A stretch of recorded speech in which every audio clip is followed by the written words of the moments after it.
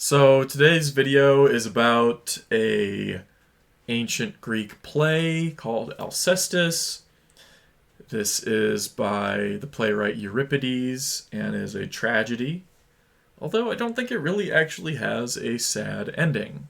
It's kind of a sad story, though, also kind of funny and goofy.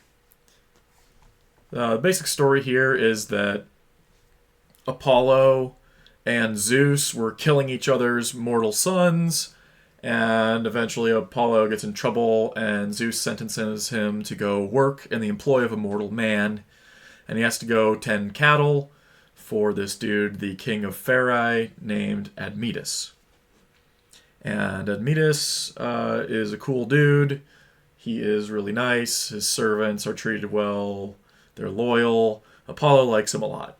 And so he gets him this kind of, favor with the Fates, where they will forestall his death if he's able to find someone else to take his place. And he thinks, okay, that's cool. He goes around to all of his family and asks them all if they will take his place for him in death, and nobody is willing to do it. And finally, his wife says that she will die for him, as is her duty to her husband that she loves. And so the play starts with Apollo kind of explaining that whole setup to the story, and then Death comes out and like a Grim Reaper like creature, and then he starts talking smack to Apollo for basically meddling in his affairs. He doesn't like that Apollo's been messing around with it, and he's like, "Get out of here, dude." So these two shuffle off, and then out comes a chorus of kind of like townsfolk, and they spend the time kind of telling the story and then talking to the characters throughout the play. The chorus are all singing about what a great woman and what a great wife Alcestis is, because she's going to die for her husband, and surely she's the greatest wife that ever lived because of that.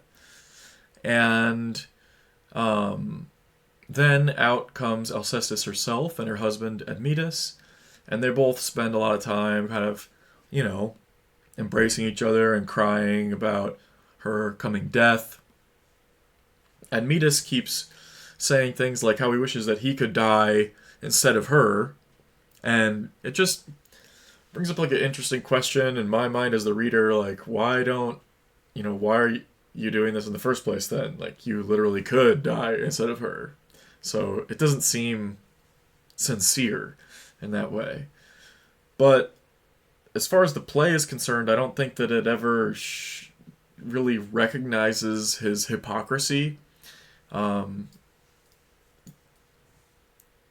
He seems to be, just kind of gets away with acting like a big baby like that. Anyway, before she dies, Alcestis makes her husband promise that he will never take another wife, because she says that stepmothers are awful and they will be cruel to her children and spread evil rumors about them. I don't know what ancient people had against stepmothers, but they always seem to be talking a lot of mad smack on the stepmothers. So, anyways, Admetus promises, he's like, I'll never take another woman. And then she dies, and the children are crying, and everyone's crying, and the servants are all crying, and everyone is really sad. And in the middle of all this, Hercules shows up, and he's on his way. He's got a mission to like capture a team of man-eating horses from Thrace. So then Hercules shows up, and he's just on his way to capture a team of man-eating horses from Thrace. Just pretty standard Hercules stuff. And he's trying to drop in on his buddy Admetus' house. And when Admetus comes out, Hercules sees that his hair's shorn and he looks awful, and he's like, "Oh my gosh, did somebody die? What's happening? Is your family okay?" And Admetus lies to him. He tells him, "Oh, it was just some stranger who died." And at this point, I got really confused when I was reading this. I'm like, what is going on? I thought it was his wife. No, he's lying. He's lying to Hercules. And Hercules thinks, hey, you're in grief. I'm going to go find another place to stay, man. We can catch up later. And Admetus insists that he stays. He doesn't want to have dishonor of being considered a bad host. And so he's like, never will I be looked at as somebody who's a bad host. So get Hercules in. He tells his servants, bring him to, a far off place on the property and close the doors so he can't hear anything that's going on, and give him whatever he wants. So the servant takes off Hercules and gets him situated. And then Pheres, Admetus' father, shows up. And he's really the only person who really calls out Admetus on his, hypocrisy here. Admetus starts yelling at him, oh, what, you're not my father. I disown you. I disown you and my mother. You're awful people. Even though you're so old and crusty and you barely have any time left to live, neither of you would actually take my place and die for me. You're terrible, and it's your fault that my wife is dead. And his father basically says, like,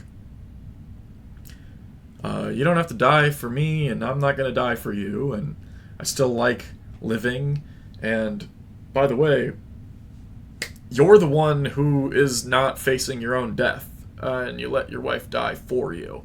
So they get into an argument with each other, and the chorus tries to smooth things over, but eventually Admetus just yells at him. He's like, get out of here, Dad! Like a big baby. So at this point, I really don't like Admetus very much. He's just kind of a dummy, in my opinion. But nonetheless, he goes off like that and yells at his dad. And then he goes and leaves to go and bury his wife, or to put her on a funeral pyre or whatever. I don't actually know what Greeks did then.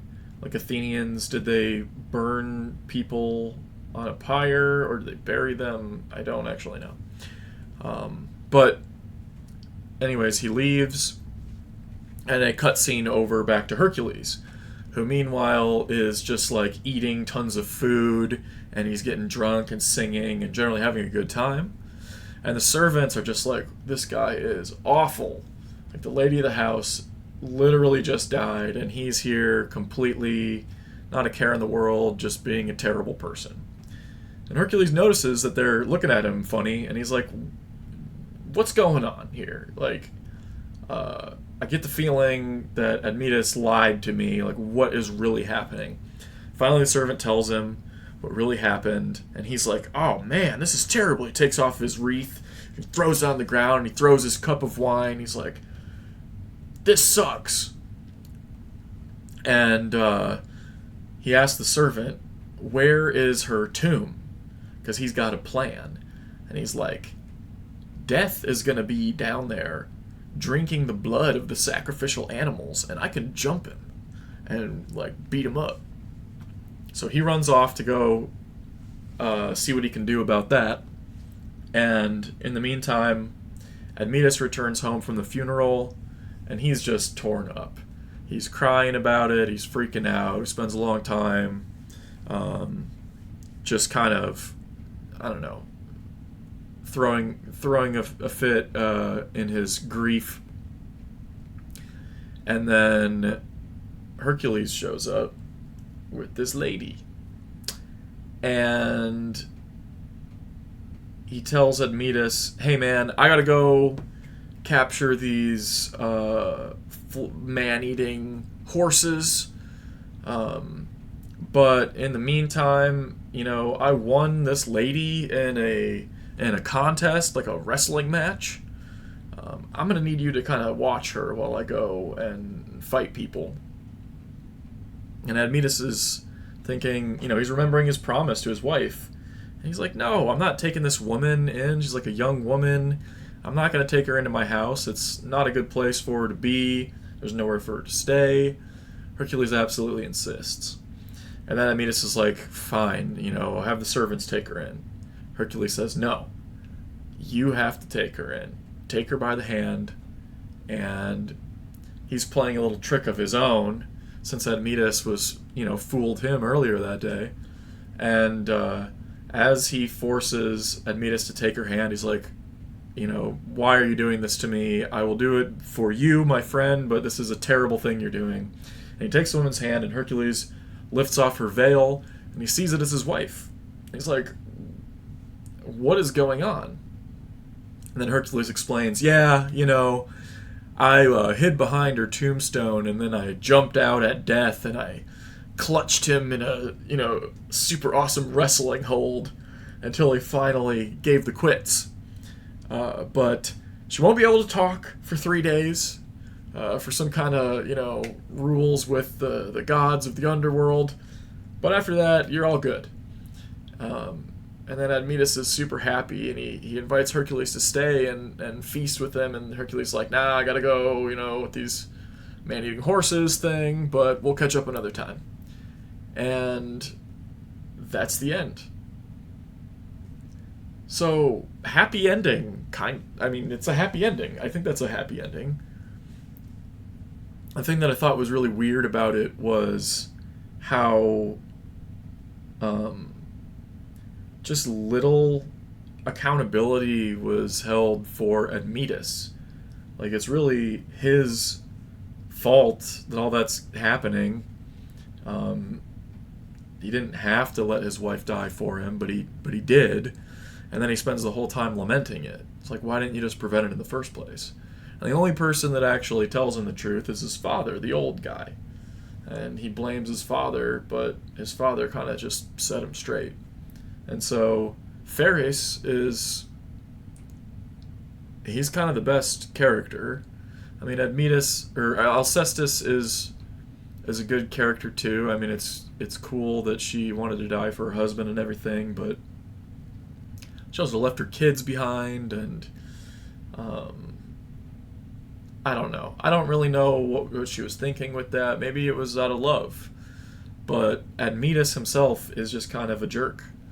And he lied to Hercules too, and Hercules even was like, why'd you do that to me, man? Like, just let me go stay somewhere else.